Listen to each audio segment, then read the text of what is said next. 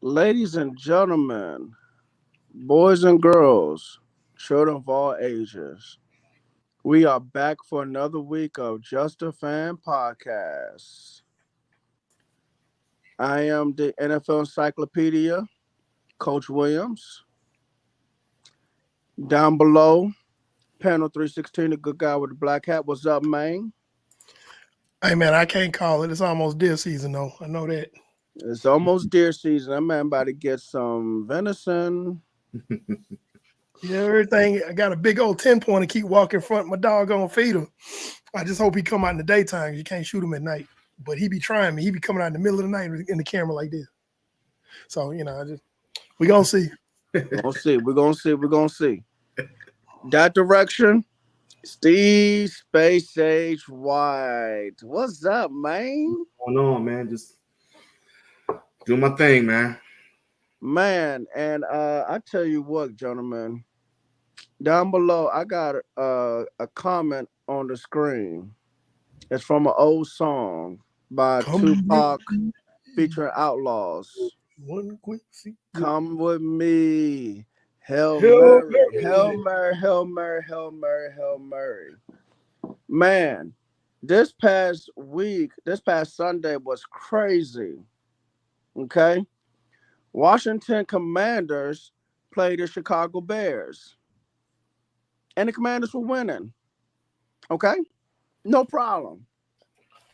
Then the Bears take a lead by 3 points. Again, no problem. Now, it looks like this game is going to be over with and the Bears are going to win. Okay. Again, no problem. Now, we all knew what was getting ready to happen on the final play of the game. We knew that the Commanders were going to go for a Hail Mary to try to take the lead and win the game. Again, no problem. All right? So, Jaden Daniels gets the ball snapped to him. He's evading defenders. He's looking downfield. He throws the football. Ball gets tipped. Noah Brown catches it for a touchdown. Oh, my goodness. Wow, what a finish. We all surprised. Everybody is shocked, especially in that NFL group. I'm shocked. Pando, Steve, Trish TV, and all the other guys is in the group. We all shocked, okay? I think everyone was shocked. Everybody. Shocked the world. Mom, dad, uncle, aunt, grandma, granddaddy. If you wasn't shocked, then we need to go to Vegas together. Exactly. So anyway, turns out a couple hours later on social media, there's a football player on the Chicago Bears who was sitting there taunting Commander fans and picking his nose. We get a different vantage point. Talking about the game is over with.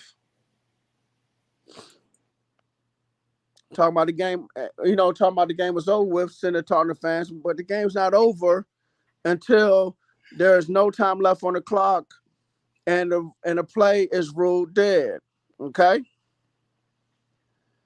So, and he's still taunting after the ball was snapped. What's his name again, Pando? Tyreek Stevenson, who just Tyree got Stevenson, very, DB, very DB. lucrative extension this past season. Yes, and Oh, did he? Yeah, he's a top 5 corner in his league. Actually, he's very good. He just was an idiot that day. Gotcha. and Well, so just that play. Actually, he actually played well the whole game until that moment. Mm. so anyway, he's taunting the fans, and Jan Daniel snapped the ball, and he's still taunting. By the time he turns around, he see that the play is in motion, and the ball's thrown, and he runs and try to make a play on the ball. Well, it seemed like he was the one that tipped the ball, He was. and that's how Noah Brown got the touchdown. Gentlemen, talk to me, because if I was a coach, I'll be steaming. I don't care if you got no contract extension. I don't care if you're a former first round pick. Not saying he was, but gentlemen, like, talk to me.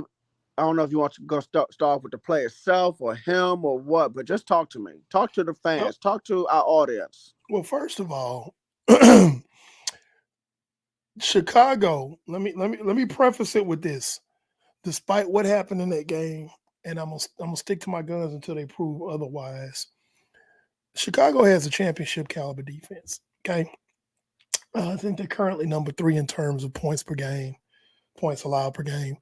Um, and they did a remarkably good job against Jaden Daniels and his rise to fame.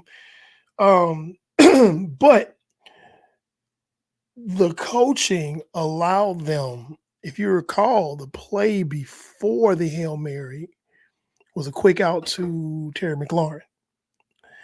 And that quick out that they hit for a first down actually gave them a chance to be in range for a Hail Mary. Because if you recall, the Hail Mary didn't even land in the end zone. It landed just short of the end zone.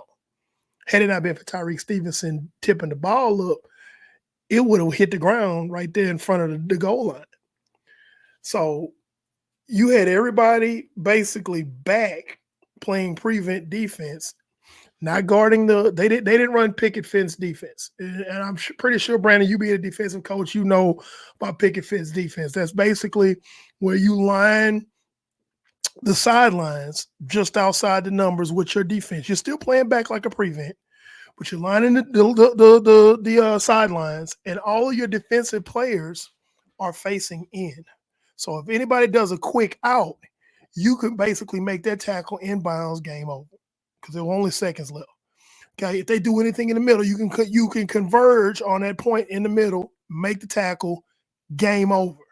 Okay, so first thing first, by playing that prevent defense, the play before is what put them in that situation before we can even get to talking about Tyreek Stevenson's gaff or anything like that, or just a miracle tip up with the catch by Noah Brown.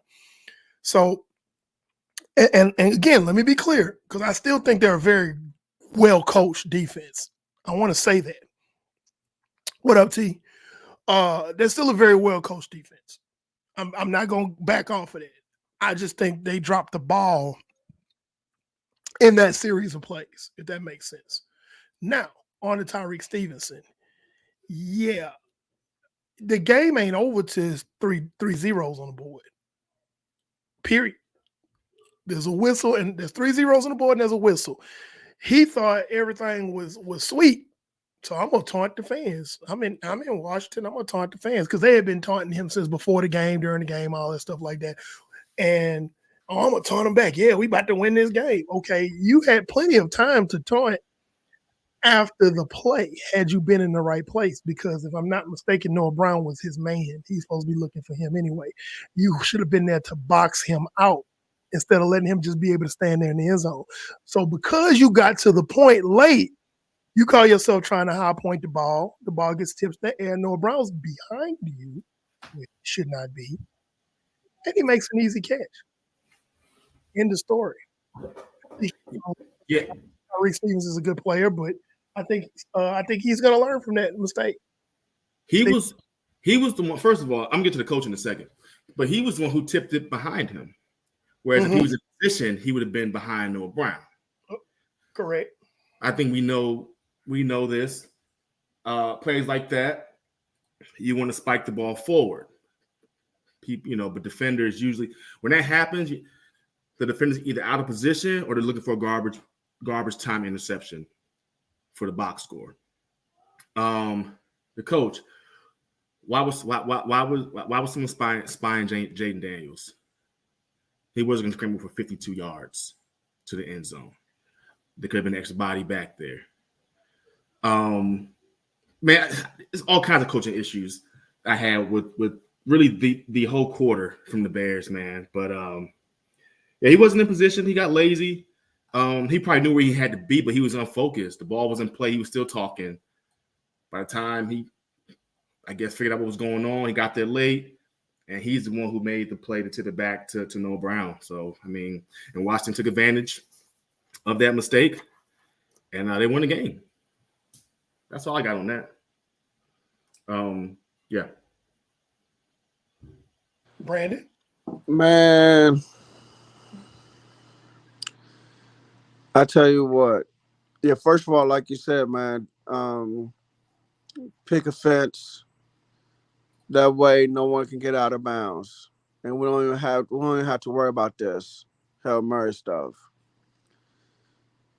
Number two, that's a lack of discipline, Definitely. and the next practice, which probably would have been usually try to aim for like Tuesday or Wednesday, but man, he definitely would have paid for that one. He definitely would have paid for that one, man. Ain't no way in the world you sitting there not being focused in the middle of the game. You don't talk to fans, man. To me. That's players play, coaches coaches. Let the fans be the fans, man. Who cares?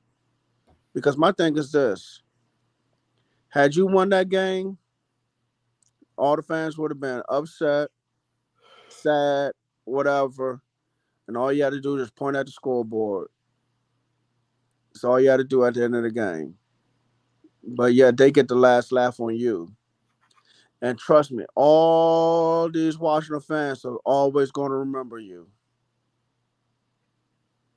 You a well known name now in Washington D.C. metropolitan area and the DMV. You are.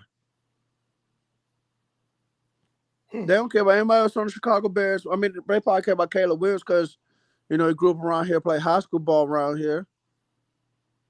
But other than that, they know you.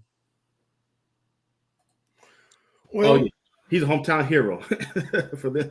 You're right about that. He's a hometown hero, all right. yeah, I have a whole lot to say about that.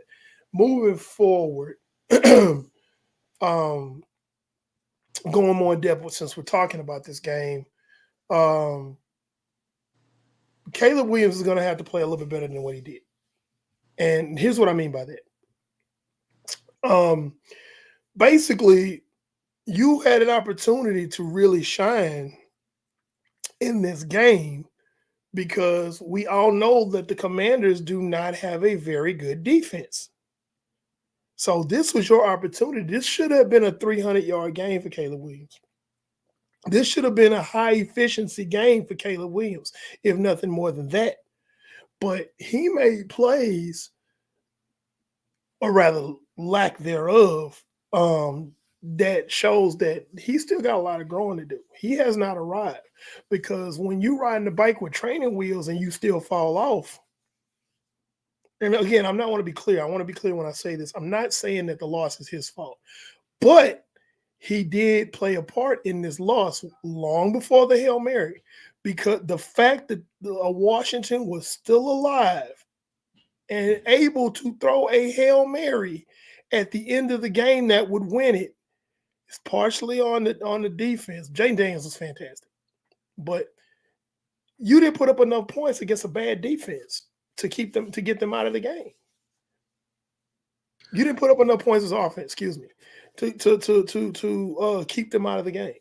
against a bad defense. So it's like, okay, my thought process, and it's just me, my thought process is this.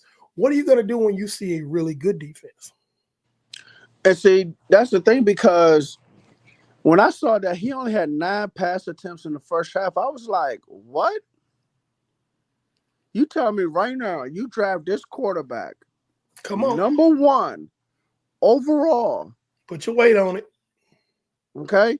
When you draft a quarterback, number one overall, you believe that this guy is going to be your starting quarterback for 10 years minimum. Minimum. And that's basement level. 15 years probably maximum if you get more fine, okay? And he should be getting you to the Super Bowls, maybe even winning one. And he's probably a borderline Hall of Famer, if not one. For you to throw only 9 pass attempts in one half is a shame against the defense. And not only is the defense so bad, this is how bad the defense is, okay? Everyone knows Dan Quinn's background. Okay. Yes, he knows defensive line. He's a defensive line guy, but he was in Seattle, which means he favors middle field close coverages. That means cover one and cover three. This man has done more two high shells and more blitzes than he's ever done anywhere else. That's how bad the Commanders' defense has been. Okay.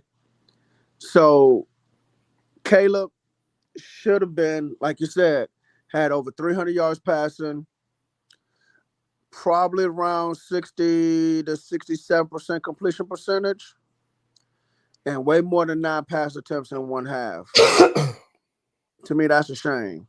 And like you said, he has a lot of growing to do as a quarterback. And I think part of it is him, part of it is the Bear staff, Mm-hmm. but I also think part of it is still the fact that he comes from Lincoln Riley's system, that air raid stuff.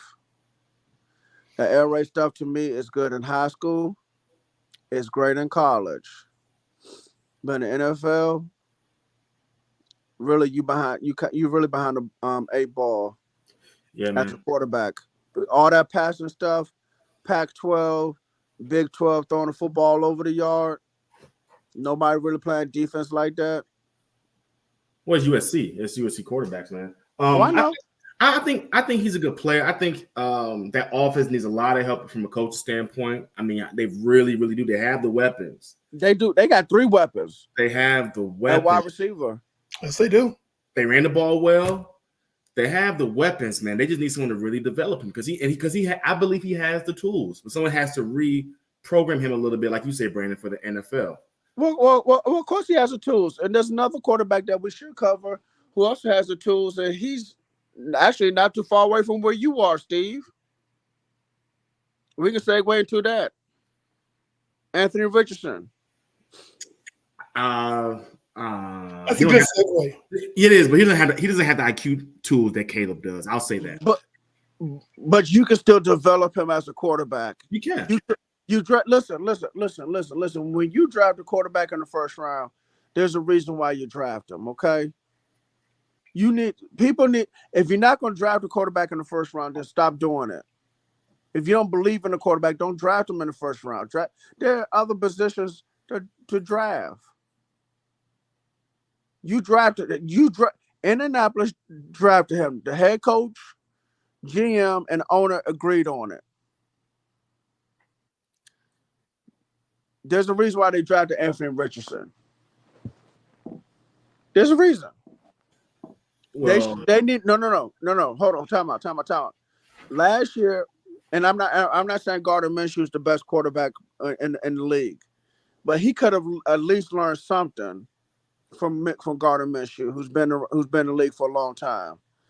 Even if not, this year you could have been learning from Joe Flacco, who's played in the biggest stage of the NFL. He's had success. He's been playing a long time, and he has seen everything. He could be learning something from Joe Flacco right now how to be a professional football player, a quarterback. Joe Flacco's a former first round pick himself. Okay. So I don't want to hear Anthony Richardson still not developing when you have these opportunities around you. If your quarterback room um is strong, then you should be getting better. I agree, Keenan. What's up, Keenan? That's not a good look, Keenan. And I'm gonna address that in a minute. I always go back to what Matt Hasselbeck said. He said when I was in Green Bay, my quarterback room had Doug Peterson, a Hall of Fame quarterback, future Hall of Fame quarterback, and Brett Favre. My QB coach was Andy Reid. My head coach was Mike Holmgren. That's what he had. So Richardson should be developing. Look, Also, to Kenneth's point with this I'm tired stuff, dude, first of all, you're supposed to be a physical specimen. Why are you tired? You not conditioning yourself? To me, that's a problem. And now you've been benched in favor of Joe Flacco because you're quote unquote tired. look. You don't know how to be a professional quarterback. That means you don't want to learn, and you're gonna be another first round bust like so many others before you. Look, they drafted him because he's a physical specimen. That's why they drafted him. You know, teams draft players because they want to make splashes in the draft, sell tickets. It is still a business. But back to the quarterback room and development. Listen, I don't hold veteran quarterbacks responsible for developing younger quarterbacks. They don't care about these younger quarterbacks because guess what? I know, they're gonna lose their job to them. These coaches need to hire the proper QB coaches and coordinators to develop the quarterback. It's not the veterans' job to develop these quarterbacks. And you're right, it is not. But Joe Flacco originally was not brought in to be the starter. Joe Flacco was brought in to be a backup. And usually when teams bring in a veteran quarterback of that caliber to be a backup, you usually kind of help develop the young quarterback who's the starter. And in theory, you would like that, but he's there to still play football. I understand that, Steve. But no, Steve. How many times have you seen a veteran quarterback go to a team to help out with the young guy? Oh, that's the thing, a lot. But okay, so that's the thing. He was not brought in to teach. He was not brought in to teach Anthony Richardson how to be a professional quarterback. He was brought in because he was very serviceable last year for the Cleveland Browns.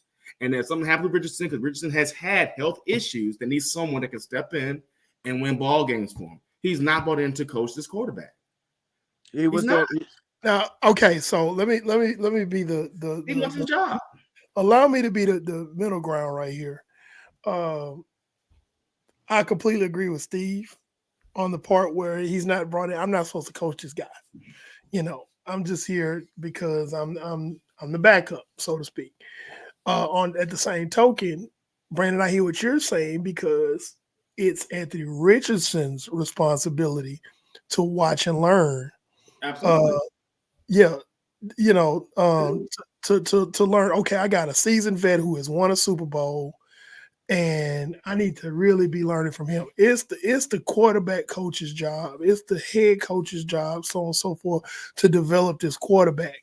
And it's also his responsibility to glean whatever he can from this veteran quarterback. The early part of Aaron Rodgers' career, use him for an example. I fervently believe if Aaron Rodgers was thrust into starting duty his first season, he wouldn't be the success that he is right now. I think part of what made him successful is sitting on the bench 2-3 years behind Brett Favre, and he set up there. It was 3. Okay, I thought it was 3. Behind Brett Favre, and not only did he learn what to do, he also learned what not to do as a quarterback, and he wouldn't be as successful. I fervently believe that he would be as successful quarterback as he is now. Not so much right now this season, but honestly, I agree.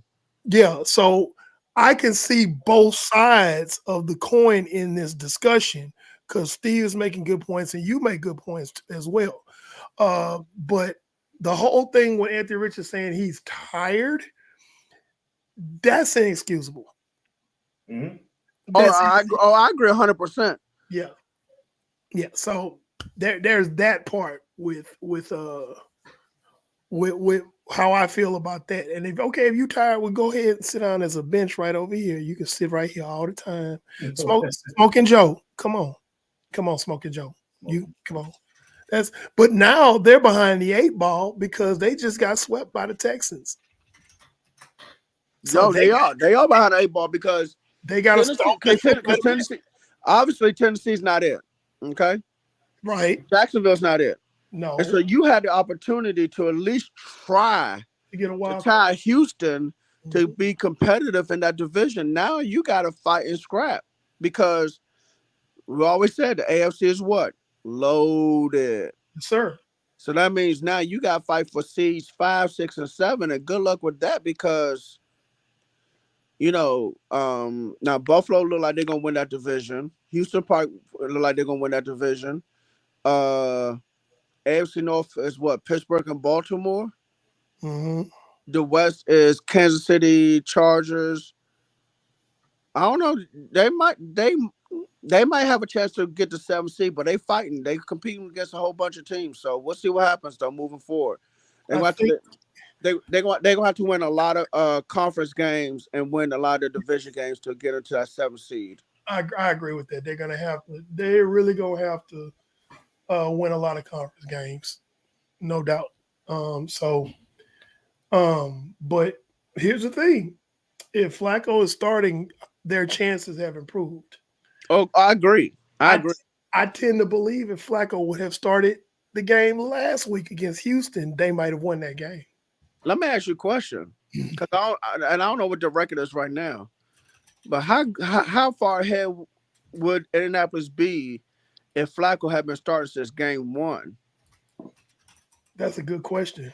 That's a good question. Because the way he's been playing this season, him over Anthony Richardson, like I just have not been an Anthony Richardson fan at all, in my opinion, because everybody held their breath and when he threw that long pass in the first meeting with Houston and he threw a touchdown. Okay, that's cute, but can y'all know what I'm finna say? I had a broken clock that was right twice a day. I'm just saying. So it's like, can you be consistent with it? But just like when he had his pro day when he's coming out, they asked him to take the football and throw it, hit the bottom of the ceiling of the little arena, and he was able to do it. And everybody's like, "Oh yay! Look what he can do! Look how high he can throw the football." And I'm like, arm strength. I'm like, okay, arm strength. How many times have I seen arm strength in the NFL and it doesn't correlate to anything?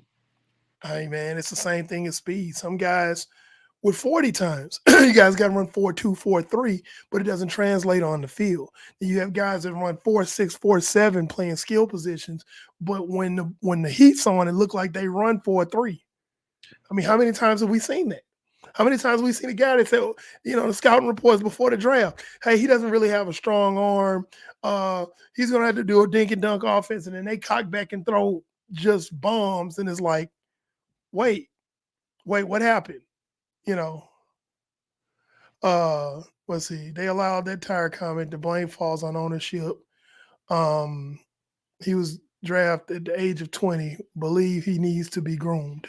Oh, what's up, Rashad? Boy, Rashad. What's up, Rashad? How you doing, man? Listen, I agree a little bit, but I also think it's still on him as well because you have to hold yourself accountable as far as conditioning. This is the NFL. This is not high school football. This is not college football. And I got nothing against. Look, I coach high school football, okay? But the NFL is a different animal. Right. The stuff you cannot get away with in the NFL that you can get away with when you. It's just like what you call it, Brandon Jacobs. Okay, I'm gonna use him as an example. I know it's a different position. Brandon Jacobs used to be able to run through anybody and everybody. And then when he got to NFL, he did it for 4 years, and then his body started breaking down. And he only played like 7 or 8 years in the league. And he was no longer the same that second half of his career. Yeah. But that's because he was so busy running through everybody, being 6'3", 6'4", 250, 200, 260 pounds. And your body just breaks down when you keep doing that. Oh, I'm going to run through you. I'm going to run through you. No, it's wear and tear, wear and tear. Your body breaks down. Same thing happened to Cam Newton. Cam Newton, oh, every time he scored a touchdown, yeah, see the S on my chest, see the S on my chest. And what happened towards the end of your career? Your body started breaking down. You was no longer the same Cam Newton. Kryptonite. Yeah. Well, again, I mean, like Rashad said, he was 20. Like, he's still a kid. It's the NFL, yes. But that's why it's coaches have responsibility. We talk all the time about how coaches are lazy. Mhm. They should be developing this kid. He's 20 years old in the NFL. Like, there's a lot he needs to learn. Like, I'm thinking like about Kwame Brown in the NBA. The boy got drafted, so he didn't know how to iron clothes, man. Like, no one was helping him. For real. No, I get it. Listen, he didn't even know how to do laundry, man. They would buy him just new clothes because he had no idea how to use a washing machine, man. My God. You know, so it's up to the coaches, man. I blame the coaches for a lot of it. I really do with the situation. I really do, man. You know, I didn't know he didn't know how to use the washing. Yeah, man. Yeah. Damn, your parents were doing your laundry when you was in high school, Slim. Yeah, man. But not to get off topic. I fervently agree that he needs Anthony Richardson needs developing, and people just figured that just because he's big, just because he's strong, just because he's fast, they should automatically throw him out there and it's going to equate to wins. The Colts are 4-4 right now. The Colts are 4-4, and it's like, dude. I think two of those games because Flacco won them, if I'm not mistaken. I think so. So yeah. So right now they're behind the 8-ball in a big way.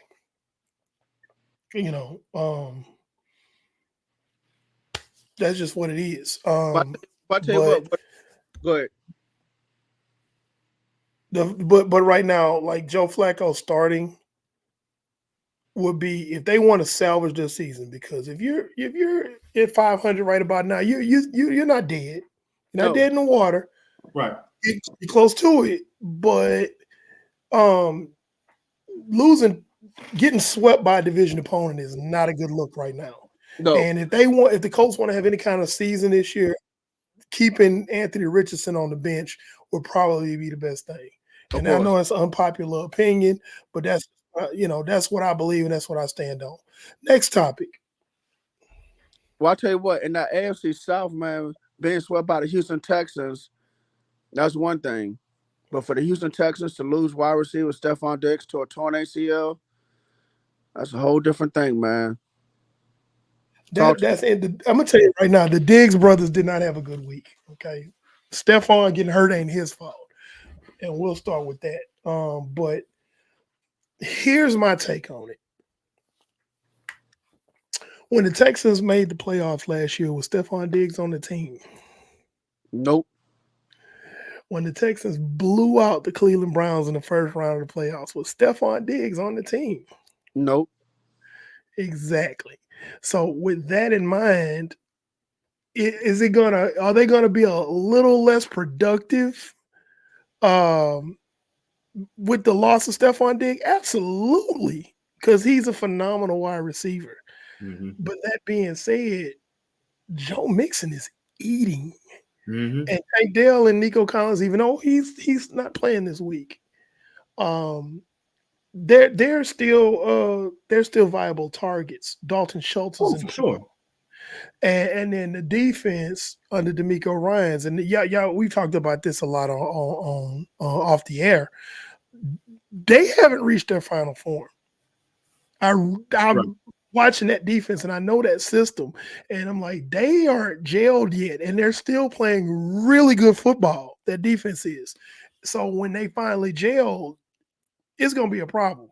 So now, is it hard for Stephon Diggs? Let's look at it from his standpoint, because right now we're talking about what it does for the Texans, but now I want to talk about how it affects him. Well, for those people that don't know, his contract ends at the end of this season, and he's not going to be, unless Trent Baalke signs him, he's not going to be able to make the money that he would like to make, because people are going to look at him like, wait a minute, he's coming off this ACL injury. Will he be the same? Stop it. Will he be the same after this injury? The worst time to get an injury of that magnitude is on a contract year. That is bad. And I just feel for him. I hope somebody gives him a shot. It'll probably be Trent Baalke. He'll probably overpay him, but that's gonna hurt his bag for real. That's really gonna hurt his bag. This is the worst time for him to get that injury. Yeah, because I'm sorry to cut you off, but No, go ahead. because that's a 9 to 12 month recovery, Yes, sir. and it is October, and that happened the last Sunday of October, which means he probably won't be back until at least sometime in October, whether it's the beginning or the end of it. So I wonder how long he's going to be a free agent. Um, I know teams are probably going to do their homework on him, and they're going to do a very detailed homework assignment on him, because they're going to be interested in him and his recovery. And if they give him at least a 1 year contract, and it might be a 1 year contract with some incentives tied into it. Yeah, But I just wonder. I just wonder if he's going to sign early part of free agency, training camp part of free agency, or regular season part of free agency for like maybe a playoff team that might sit there and say, "Hey, let's just sign him to for the remainder of the season. We already have a number one receiver. Give us time to uh, give him time to recover." There's a lot of scenarios in this. I believe that it'll be the latter. It'll be him probably getting a job after the regular season next season has started. I agree. I think that's what's going to happen. He's going to, which it's a double-edged sword, because he could possibly have his choice of where he wants to go in that situation, because he could get signed by a receiver-hungry team, and that might be all they need is another receiver. And now you're on a playoff. You're on a playoff team again. So it just depends. We have to see how this plays out. But that injury, man, the injury is bad enough, but to have the injury at this point in his contract is the bad part. Like, for example, Brandon Ayuk tore his ACL, MCL. He already got his money.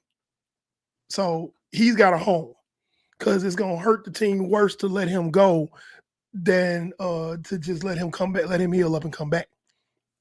It's going to be cheaper to keep him. So he's in a good place right now. But just for argument's sake, let's say Ayuk would have torn that ACL in the Super Bowl last year with his contract coming up. That would have been a problem. So that's kind of where Stephon Diggs is. Not precisely the same, but it's close to it. And I think the team is going to be okay, but there are question marks concerning his future.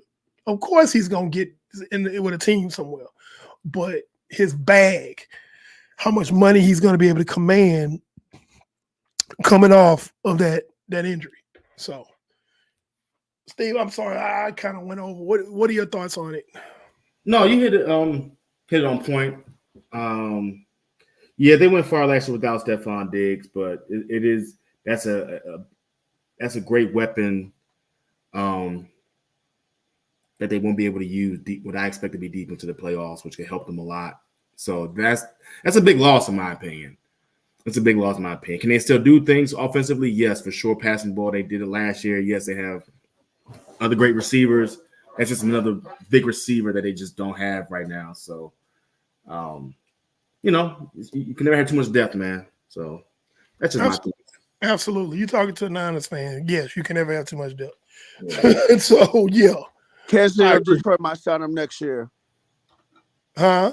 Kansas City or Detroit might sign him next year. You know what? They might, because they do. You're Hey, absolutely right. listen. Hey, listen. You're absolutely right. If you go to KC, it's over, man. It's over. Okay, so moving on. What was the next topic? I lost my Man, I tell you what, man. Oh, by the way, yeah, Trayvon Diggs, man, had a little, yeah, man. He not a bad game. I heard that he was more willing to tackle this game. But post game, post game, man. He got into it with a reporter. I know the guy's first name is Mike. I forgot his last name, but got into an argument with him about playing and stuff, and it didn't look good. Now I saw earlier today that he did apologize and gave the guy a gift. He saw a tweet that the reporter said in the locker room, and he confronted him about the tweet that he didn't like. Oh, yeah, that's what it was. Yeah, okay. Well, that's which in reality the tweet was accurate. It wasn't a personal attack. He literally said, "What is Diggs doing right here?" And it's the play where George Kittle almost scores. And basically, if you haven't seen it yet, Tristan's not here to upload it. But if you hadn't seen it yet, he basically was jogging and didn't hustle to try to make the tackle. Where had he, with his 4.4, 4.3 speed, would have caught George Kittle and stopped him inside the 20 around the 15-yard line instead of him getting all the way to the 1. Trayvon Diggs does not have no 4.4, 4.3 speed. He's faster than George Kittle. That's my point. I don't know if he is. Well, he would have been faster if had he actually run. He didn't run. That's the point I'm making. It's like he did not run. He took a play off, and he had the cutoff angle and did not try to make that angle. That's the point. That's why the reporter said what he said, and he had the clip of that happening, and that's what Trayvon Diggs was upset about. But basically, what happened was it's a case of, bottom line, we got a saying in the country: hit dogs holler. That's what it is. When did this happen? What part of the game? This was let me see. This was around the third quarter when San Francisco had that 17, 20 some point explosion right there. And basically, like, you had to lead. This is when they really started cooking with George Kittle. And it's like, okay, are you gonna play defense? Again, I wish Tristan was here. Because Tristan, if you was here, you could actually show the clip, but the film clearly shows him taking the play off, and you have an opportunity to stop a potential touchdown. The play got stopped at the 1 yard line, but it could have been stopped at 20 or the 15, and that changes the whole complexion of that particular drive. Because a play later, Isaac Garendo goes into the end zone, touchdown. Niners take the lead. Well, thank you for that, because I didn't watch that play or the entire second half of the football game. Yeah, it's clear. Like, if you see the clip, it's clear. He did not. He just said, "You know what? I'm gonna make a business decision." George Kittle on the sideline. See? Yeah, and it was like, I'm not gonna hustle or try to trip him up or push him out of bounds because George Kittle's running down the sideline. He'd had to make a square tackle. He could have just pushed him out. He could have hurried up and got there. He had the angle and could have pushed him out of bounds. Yeah. But why would he?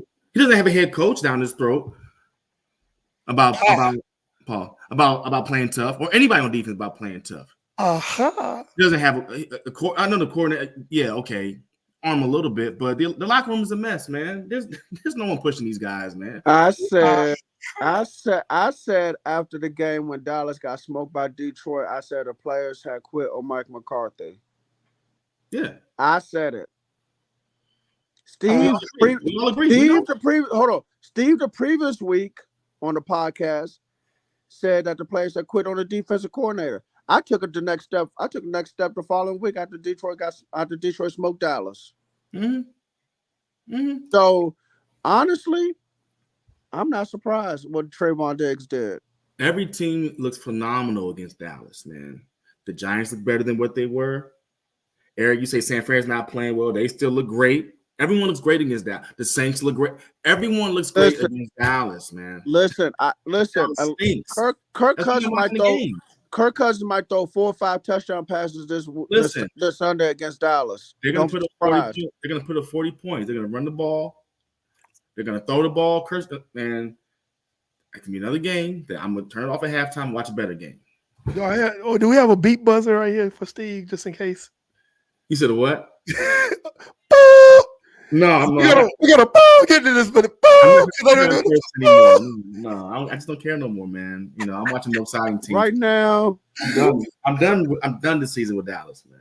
right now, the Dallas season is Trash, trash, trash, trash, trash, trash, trash, trash, trash, trash, trash, trash, trash, I am trash. there you go. Yeah, man. The season's over with. And I It's told y'all that after the Detroit game. They quit on Mike McCarthy. If anybody thinks that the Cowboys still have a chance to win the division or do anything else beyond that, forget it. Forget it. Don't ask me. it's looking pretty rough in Big D. Pause. But Jaden, what's going on, Fred? But yeah, man, it's looking pretty bad. Thank you, Rashad. I know it was Mike. It was something. I knew it was Leslie Presley, something like that. Thank you for giving his name. And yes, the link is posted on his account. The actual video of him taking that playoff, and he's just like, "Hey, are you going to answer the question?" And he got highly defensive. But you know how some people who don't want to take accountability just don't want to. They want to turn it into I'm the victim, and it's like, dude, you did take that playoff. You know, now he has since apologized, and we're not gonna ride him too much more for that. However, you know, that's something that has to be addressed, you know, and we did address it. So the Diggs brothers didn't have too good of a week. Stephon is not his fault, but Trayvon is definitely your fault on this one. So Yeah, because Stephon Diggs had a non-contact injury. yeah, and even if he had a contact injury, Yeah, it's still not his fault. He had that That's playing true. the game. He playing the game at a high level and giving it everything he got. So, you know, you can say what you will about Stephon Diggs, about his attitude or whatever like that, which wasn't bad in Houston once he got to Houston. But you can't say that he takes plays off, that he don't have hustle, he don't play hard. That's one thing he does do. I you know, every team he's been on, he's hustled hard and played hard. So, that was some digs, but that was also PG that said that to him. That was so PG what he said to him. Can somebody translate that for me? Oh yeah. So yeah, he used some vulgar language to the reporter as he was walking away. Oh so yeah, rated as far as what we said versus what he actually said. Yeah, because I use it all the time when we on the Marco when Brandon asks like, "Hey, we finna talk about?" I said, "We been talking about these." Well, yeah, but I guess that's why we need a Patreon. So, but I'm not gonna lie, I laughed at it. He's like, "If you want to talk about it, Trey, but talk about these," and I was just like, "I ain't gonna lie, that was funny." I did because all I did, I said, you know what? I can't even get mad at that part. What he's mad about, I can get on him about that. But how he responded was hilarious. That was funny. I'm sorry. I laughed. I laughed. But moving on. What's next? Man, let's do this one quick so we get to our top 5, man. But heading back over to the AFC. All right. Man, the Cleveland Browns won a game. Yeah. With a backup quarterback, still shaky offensive line, and a different play caller. Over the Baltimore Ravens? What? Help me out, guys. Yep. I'm confused. I actually picked Cleveland to win in my weekly pool because I Baltimore does this.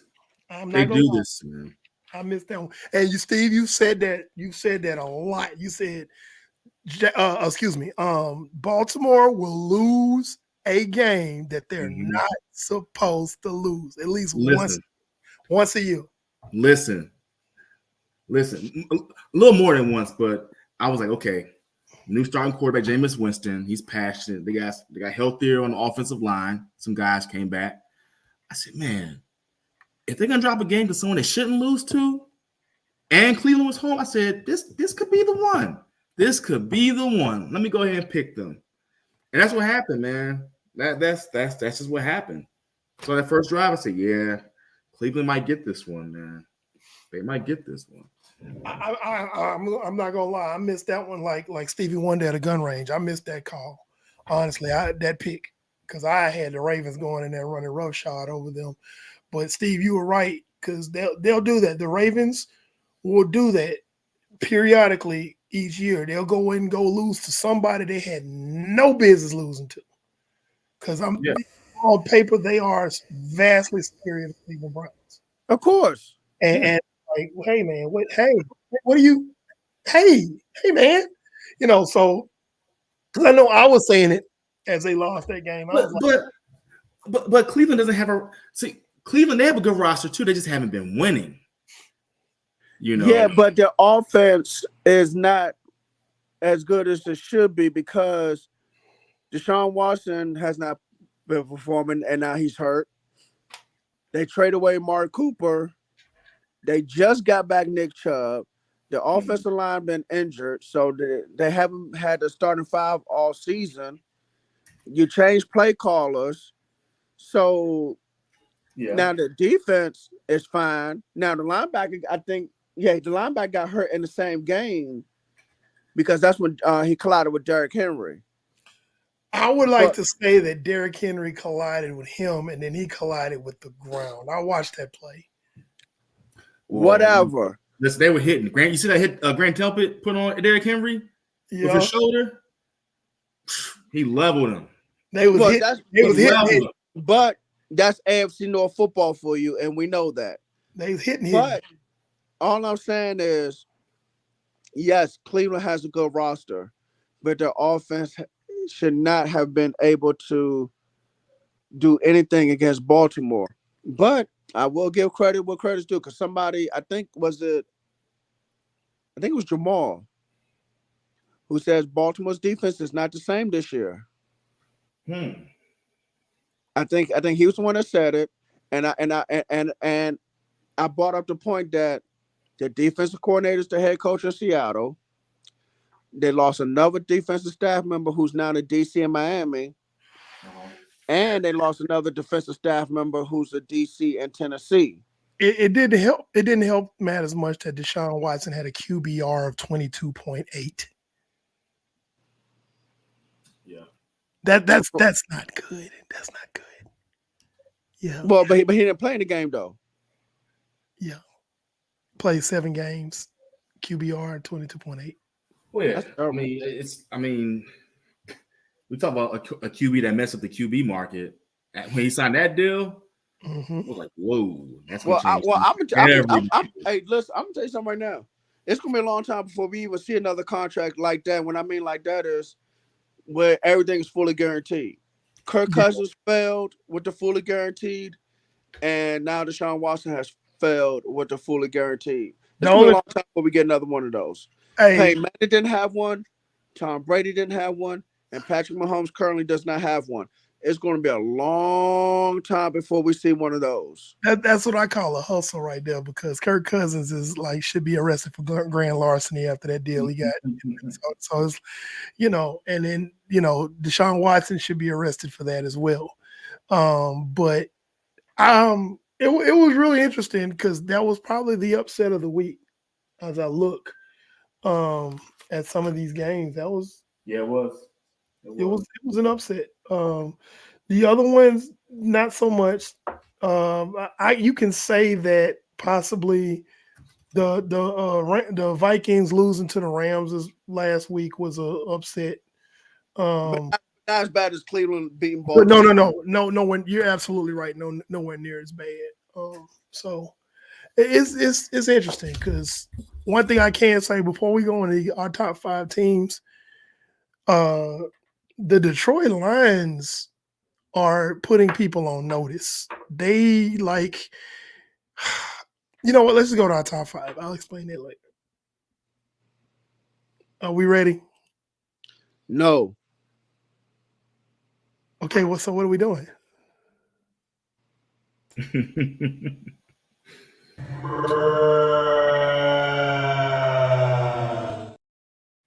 So, Steve, we're gonna start with you. Number 5 team. Steve, number 5 I'm team. gonna go. Ooh. I'm gonna go. I'm gonna put Washington up in there now, number 5.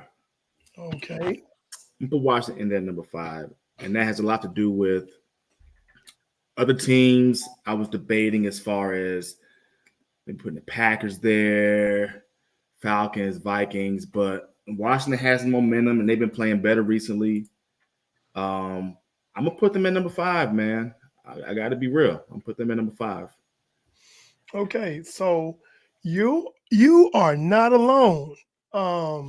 Tristan chose the Commanders for his number 5 team. Which I could see that after that type of play, the way they've been playing rather. So yeah, I'm not. I can see that. So, Brandon, number 5. Green Bay Packers. Okay, You are winning with Jordan Love. You are winning with Malik Willis. it don't matter who's at quarterback. Aaron Rodgers is not there anymore. Mm-hmm. You know who Aaron Rodgers played for? JET. Nope. Oh yeah, he plays for the New York Aaron Rodgers. The New York Aaron Rodgers football team. Yeah, getting coaches fired, getting people traded and cut, getting who he wants on the team, still ain't winning. They haven't won a game since the firing of Robert Saleh. Hello. You are 0-3. And guess what they got? And guess what they got next week? Oh, tomorrow. Excuse me. Tomorrow night. And we're gonna get to that on my picks. Yeah. So You are 0-3 since firing Robert Saleh. But anyway, hello. the Green. Listen, man, that Packers organization. That's a fantastic organization, man. Mm-hmm. That is. I don't know when the next time they're gonna get to a Super Bowl or win one, but that's a fantastic organization, man. From top to bottom. They are a problem. They are a problem, and they're gonna continue to be a problem for a long time. They got the quarterback and they got the head coach. You know, ever since Aaron Rodgers, ever since they got rid of him, they good to go. They good to go. So Green Bay Packers number 5. I'm sorry, y'all. I ain't mean to do a long-winded answer. So before I give my number 5, I want to give a couple of honorable mentions for number 5. And these are probably We're not doing audible mentions. Nobody else said audible mentions. You're not allowed to do audible mentions. Hey, stop drinking coffee. Hey, Calm down. no. So I struggle with this a little. Pando. My number 5 team Hold on. is the Green Bay Packers. Okay. But a lot of people aren't paying attention to the fact that the Broncos are 5-3 and the Steelers are 6-2. Hey. So yes, the Packers. I agree with everything you said about the Packers, but it's kind of hard to you kind of overlook those things, and it's like, wait a minute, the Broncos actually have a winning record. Wait a minute, the Steelers have a even better winning record, but nobody's really paying attention to that. So if they keep doing what they're doing, we could see some changes, some shakeups in this top 5. But to answer plainly, Green Bay Packers. My number 4 team is the Houston Texans. So the Texans are basically, like I said before, their defense has not reached their final form, but they're still creating turnovers. They're still getting pressure on the quarterback. I still don't think they've gelled as a defense yet. I still don't think they played their best football. CJ Stroud, you know, I don't know if people actually have him in MVP conversation, but maybe they should by how efficient he's been. It's not so much about his numbers, it's his efficiency that I'm really impressed with. And Joe Mixon, and like I said, when he first got signed, Joe Mixon in that offense is like adding Christian McCaffrey to the Niners. It's like, wow, because he's really eating. Brandon, number 4. They are up 95 from me. They are up BW Parkway from me. Baltimore Ravens. Okay. I know they lost to Cleveland. Yeah, they fell off my top 5 after they lost to Cleveland. I understand. But I feel like that's not who they are. I agree. I put an asterisk next to that loss, and I think Baltimore's going to bounce back, and they're going to prove that they still a top 5 team. I agree with all of that, but it still doesn't change the fact they lost to the Cleveland Browns. Oh, I understand. I get it. I understand. I'm not mad at you. Yeah. Steve, number 4. Shoot, Dallas beat Cleveland. I'm gonna have to say the Packers. Okay. I wanted to, like some of you guys, pull some teams into the top 5. I wanted to pull the Bills in, but the Packers are just playing better football right now. We know this is going to change.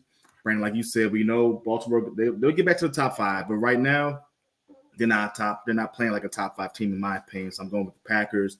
Sad part is in that whole North, they're going to beat each other all up, unfortunately. Yeah, that division is just bloody. Yeah, bloody. But yeah, I have the Packers. So Tristan agrees with you, and he has the Packers for his number 4 team. For his number 3 team, he chose the Buffalo Bills. The Bills were being very, very nice to the Seattle Seahawks last week. They could have easily. I love Buffalo, man. I don't know if anybody at home watched that game, but there was one touchdown run by James Cook that epitomized that entire game. That one play was a microcosm of what they did to Seattle. James Cook drives up the middle and runs dead into a linebacker, knocks his helmet off. His helmet rolls all the way through the back of the end zone. That run right there epitomized what Buffalo did to Seattle last week, and they're starting to get a little bit more of a physical personality now as a team. And they were nice, though, because they really could have put 40, maybe 50 on Seattle. They kind of took their foot off the gas, and I'm like, okay, that was cute. I would have blew them out, but that's because I'm a Niners fan. But Tristan has his message number 3. Steve, number 3.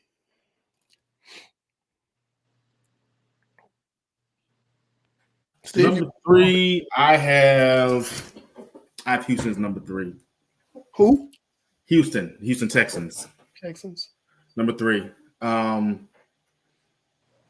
think the second best team in the AFC. Even without Diggs, we spoke about, they're still going to put up points. Nix is back. He ran the ball extremely well. And their defense is rolling. They're not in form yet, as we spoke about. They're going to get better. And I have them as their best team right now. All right. Brandon, number 3.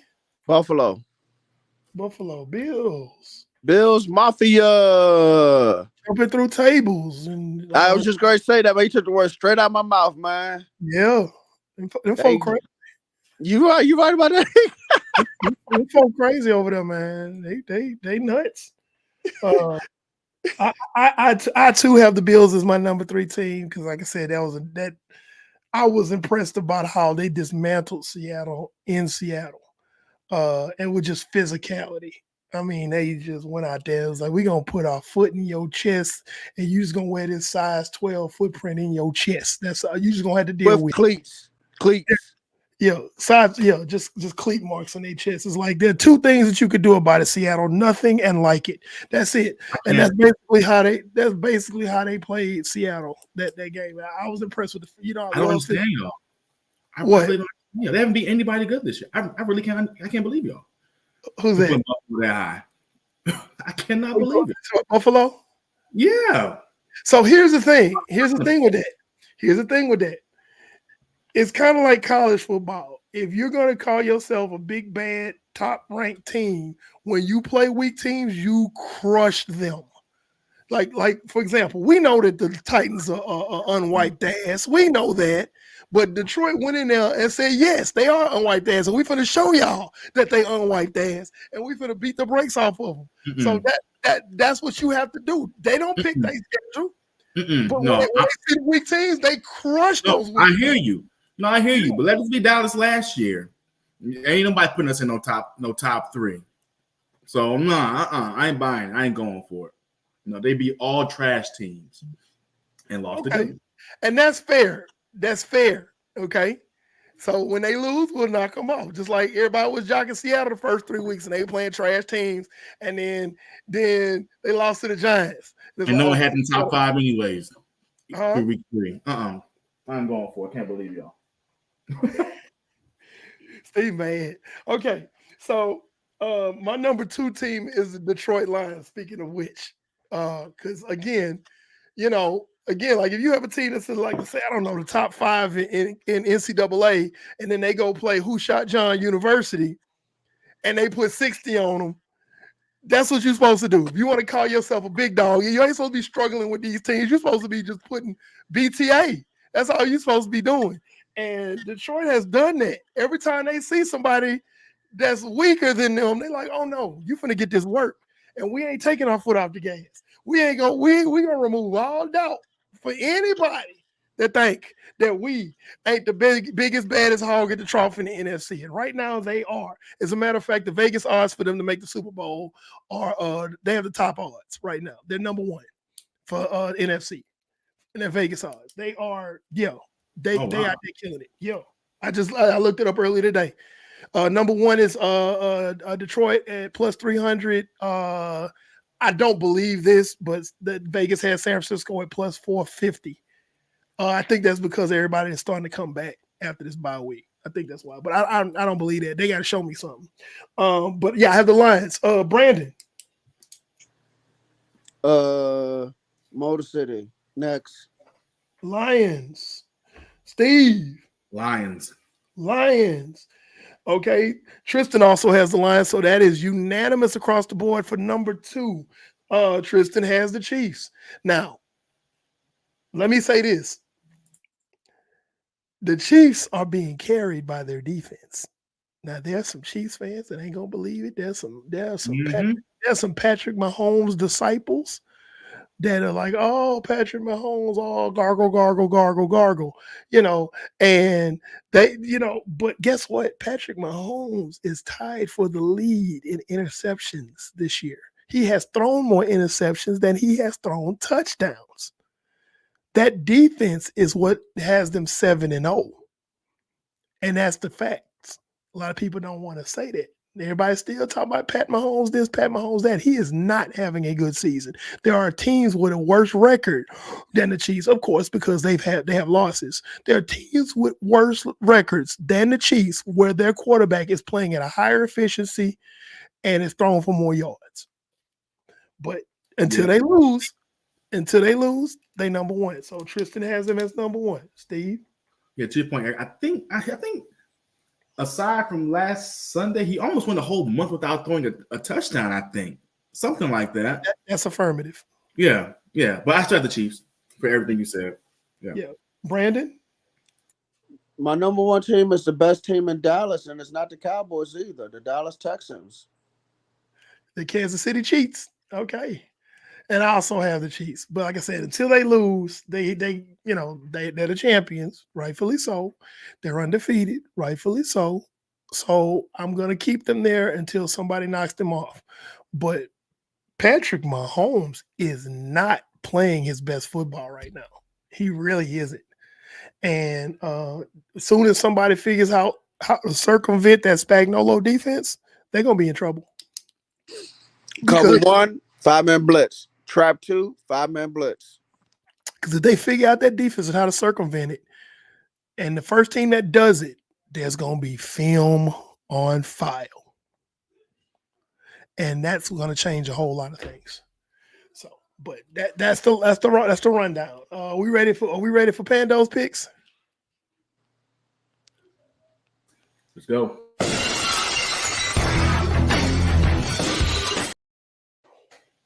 All right, so Pando's picks. Just to give you a recap, last week I was 11-5. I keep telling y'all I'm not going on under 500. That's just I'm not gonna do that. So I will always have a winning record on my picks. I might get some wrong because I sure got 5 wrong, especially that Ravens one. But hey, it is what it is. Starting tomorrow night, the Texans will travel to MetLife Stadium to play the Jets. I still like the Texans in this one without Stephon Diggs. I like that Texans pass rush. I like that opportunistic secondary. Here's the thing: D'Amico Ryans knows that scheme. When you playing against a scheme that you know, you tend to do pretty well against it. So, yeah, I like the Texans over the Jets. Moving on, the Saints travel to the Panthers to play. Derek Carr is returning. There's still a lot of weapons missing, but somehow, some way, I think the Saints are going to pull this game out. I do not believe they're going to get the Panthers a win. Saints fans, I love y'all dearly. Like y'all like cousins to me because of where I grew up in Southeast Texas, which is a hop, skip, and a jump across the Sabine River to Louisiana. I love y'all, but if y'all lose this game to these Panthers, listen to me now. If y'all lose this game to the Panthers, go ahead and cancel the season. I'm telling you right now. There's some people we already told to cancel the season. Y'all need to cancel y'all season. Y'all lose this. Agreed. Okay, but I still like the Saints to win this one, to really pull themselves up by their bootstraps and beat the Panthers, who are god awful. Next game, Commanders at Giants, NFC East clash. Woo! Here's the thing. Daniel Jones, Danny Dimes, Danny Nickel. No, definitely not Danny Dimes. We can stop that now. We know this for a fact. So I like the Commanders, even with the defense that they have, they're starting to get a little confidence. Caleb Williams is a better quarterback than Daniel Jones, and they were able to kind of really hold him in check. I think that we're gonna start to see the Commanders defense get a little bit better, especially with Dan Quinn running it. It takes a while for defenses to gel. I think that defense is gonna do better. Daniel Jones is gonna throw some gimmies. And then the Commanders' offense is gonna roll, and the Giants are gonna be sellers during the trade deadline. So I got the Commanders over the Giants. Next game, AFC East clash. We have the Dolphins traveling to Buffalo to play the Bills. Steve, I know you're saying they're not a good team. It's another bad team that the Bills are playing, but I think the Bills will win this one pretty handy. I like the Bills to win this one. But again, this is a division matchup, so, all bets are off on that one. Next game, this is a pick'em game. I have the Chargers at the Browns. I like the Chargers to win. They're starting to get into the Harbaugh mentality. I think they go in there and beat up on the Browns. 10-point game, probably. Next game, Patriots at Titans. Who really cares? The winner is the people who don't watch the game. There you go. You learning, Brandon. That's right. The winner is a person that don't watch this game. Matter of fact, I tell you what, this game is also Trash, trash, trash, trash, trash, trash, trash, trash, trash, trash, trash, trash, trash. I am trash. Okay. I'm sorry, that's my jam. So yeah, nobody really cares about this game, but I have to pick a win. I'm gonna take the Pats over the Titans. They were actually able to beat the Jets. The Titans can't. I was about to say something that can only be on Patreon. Titans can't beat they. Yeah. If you guys give us 500 fans, then we could get a Patreon. But y'all don't want that, so it's okay. Next game, the Cowboys of Dallas will travel to Atlanta to play the Falcons of Atlanta. The Falcons are at home. The Falcons are a better team than they've been in some years. Dallas is reeling, even though they have just activated Deron Bland. I still feel like the Falcons are gonna win this game. The Cowboys have quit. Game over. Next. Yeah, I think the Cowboys lose 3 in a row. This will be their third game, third loss in a row. I got the Falcons over the Cowboys. Next game, the Raiders at the Bengals. If you lose to the Raiders, Bengals, you need to cancel your season. Okay, you got too much talent on that team to lose to a team like the Raiders. I am sorry. Okay, but I got the Bengals. This is their last ditch hope. They have to win this. This is a must win game for them. They're already severely behind in a very loaded division. If they have any hope of trying to play in January, they got to win this game and continue to win. I like the Bengals. The next pick I have is my Stone Cold Lock of the Week. They already have, Eric. It's Jackson State. That's what we got. That's Jackson State you're hearing in the background. Yeah, this is my Stone Cold Lock of the Week. This next pick. Wait, I ain't gonna get my theme music, man.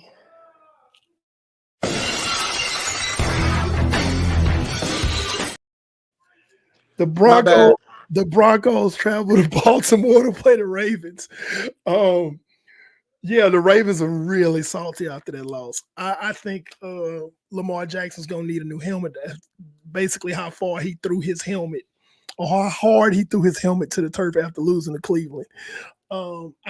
I just do not see any way possible that the Broncos, as good as they've been playing, nobody's realizing that they're 5-3. Nobody notices that. They have a winning record, but I just don't see them beating this Ravens team. I think Derrick Henry loses his freaking mind, runs wild, sends a couple more people to the hospital. He's already sent like 2 this season. So, and get well soon, JOK for the Cleveland Browns, because, yeah, Derrick Henry. I like the Ravens, and this is my Stone Cold Lock of the Week. So you can go ahead and put your money on that one, those of you who like to bet. Next game, Bears at Cardinals. This is a pick'em game. Because I still don't trust Caleb Williams. The Cardinals don't have a spectacular defense, but I just don't trust Caleb Williams. But I do trust the Bears defense. I do. So with that in mind, I'm taking the Bears over the Cardinals in Arizona. I like them to win this one, to bounce back. I think Tyreek Stevens is going to be a little bit more locked in. He's going to probably have to follow Marvin Harrison Jr. all over the field.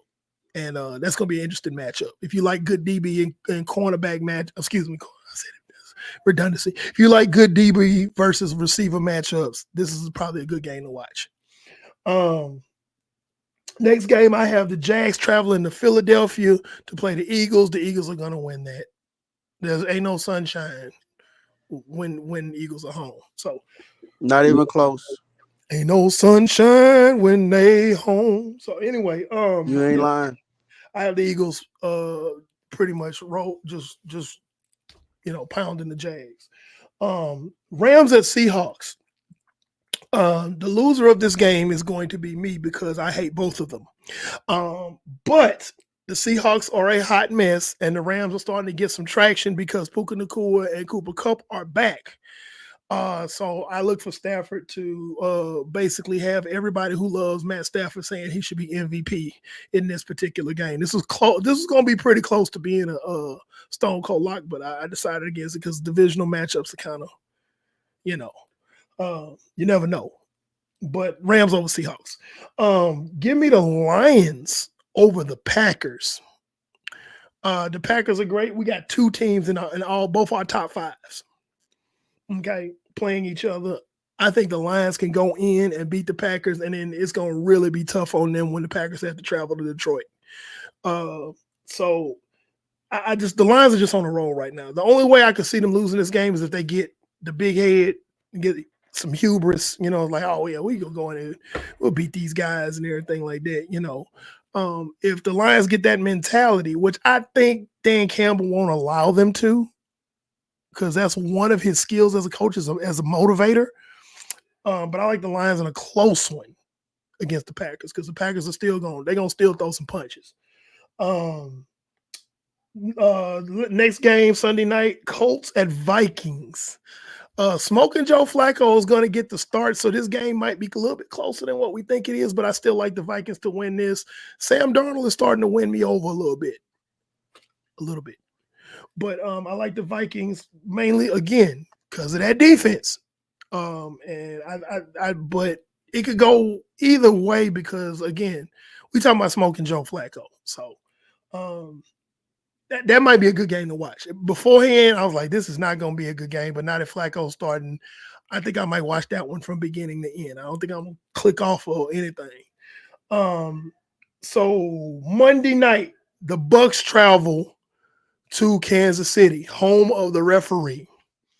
Yeah, I know I'm picking the Chiefs for this one. Baker Mayfield is on that second turn of that clock of the Baker Mayfield cycle, where he's starting to bake those turnovers. I think this Chiefs defense has a field day padding stats against him: sacks, forced fumbles, interceptions. I really feel like the Chiefs defense is going to eat. Pat Mahomes still may not be right as far as a passer in this game, but they're going to win based off that defense because the Chiefs defense is eating right now. And You know what? Guess what I heard today? what's that? There is a place that has very good cakes, very good pies. And very good turnovers. Is it in Tampa? Wait a minute, wait a minute. Okay, And very good cookies and turnovers, okay? Mm-hmm. It is located in Tampa Bay, Florida. All the big time celebrities go there. Okay? Chris Tucker's been there. Shaquille O'Neal's been there. Oh, that's okay. A lot of Snoop celebrities. Dogg and Dr. Dre been there. Okay. And they have given this place 5 stars and everything. Okay? They got the best desserts in the world. And you know what I found out? The owner, CEO, is Baker Mayfield himself. Took a while to get around. If y'all want the best desserts, go to Mayfield's Bakery. It's located in Tampa Bay, Florida. Google it. You can find it. I looked it up myself. If I ever get down to Tampa Bay, I might go down there. I might go get me a cake or something. There you go. Okay. So to recap, Pando's picks, I got the Texans over the Jets, the Saints over the Panthers, the Commanders over the Giants, the Bills over the Dolphins, the Chargers over the Browns, the Pats over the Titans, the Falcons over the Cowboys, Bengals over the Raiders, the Ravens over the Broncos, Stone Cold Lock of the Week, Bears over Cardinals, Eagles over Jags, Rams over Seahawks, Lions over the Packers, Vikings over the Colts, and Chiefs over the Bucks. The doors of the church are now open.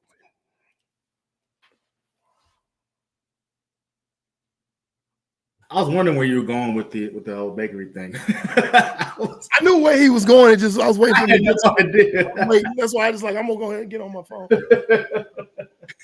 Yeah. Mm-hmm.